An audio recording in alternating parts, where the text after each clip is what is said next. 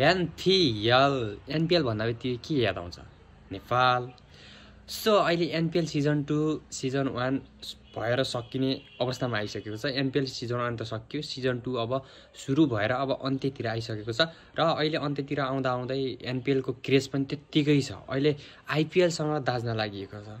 NPL यति popular छ कि देश तथा विदेशका मान्छेहरूले यसको बयान गर्दैछन्, खेलाडीहरू पनि आउँछन्।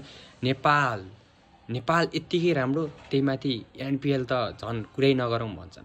एनपिएलको अहिले क्रेज यति धेरै छ कि मैले बयान गर्नै सक्दैन के एनपिएलको।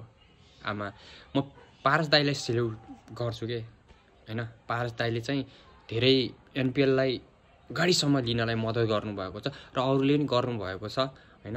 एनपिएललाई अझै योभन्दा अझै माथिल्लो शिरमाथि लिनुपर्छ भन्ने म आग्रह गर्न चाहन्छु र खेलाडीहरूले पनि उत्तिकै सपोर्ट गरिरहन् हैन। खेलाडीहरूले पनि उत्तिकै अगाडि बढाउनलाई मद्दत गरिरहेका छन्। अब हाम्रो नेपालले अहिले धेरै नै प्रशंसा पाइरहेको छ एनपिएलले गर्दाखेरि र धेरै क्रेजी फ्यान छन् क्या हाम्रो नेपालमा।